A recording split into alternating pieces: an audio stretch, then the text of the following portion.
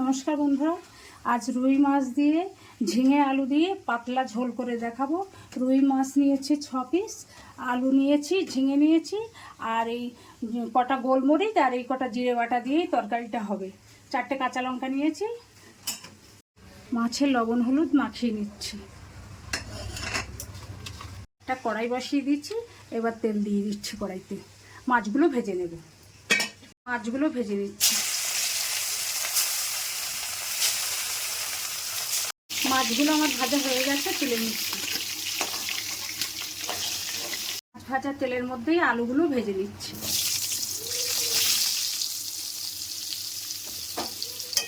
সামান্য লবণ দিচ্ছি আর একটু হলুদ।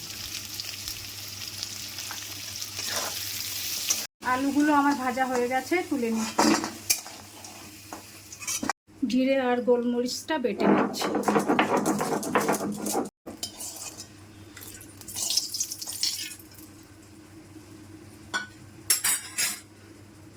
তেলের মধ্যে এবার দিয়ে দিচ্ছি কালো জিরে আর 4টে কাঁচা লঙ্কা ফোড়ন।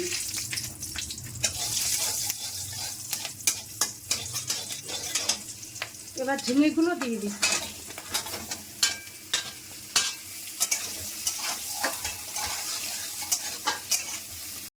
একটু ঢাকা দিয়ে ঝিঙেটাকে একটু নরম করে নেব।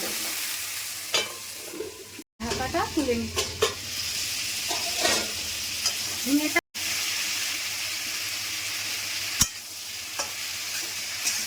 দিয়ে দিচ্ছি লবণ, হলুদ। এবার জিরে আর গোলমরিচ বাটাটা দিয়ে দিচ্ছি। গরমে একটু হালকা পাতলাই রান্না করছি। প্রত্যেকের দরকার হালকা পাতলা রান্না, সেটাই আমি আপনাদের সঙ্গে শেয়ার করছি। মশলাটা দিয়ে আমার ঝিঙে আলুটা কষানো হয়ে গেছে, এবার জল দিয়ে দিচ্ছি।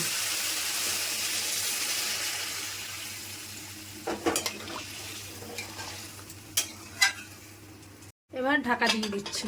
কিছুক্ষণ হওয়ার পরেই মাছটা দেব। ঢাকাটা তুলে নিচ্ছি। এবার মাছগুলো দিয়ে দেব।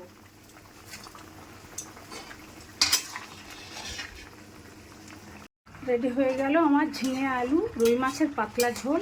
আপনারা এইভাবে অবশ্যই বানিয়ে খাবেন। গরমে শরীর মন ভালো থাকবে।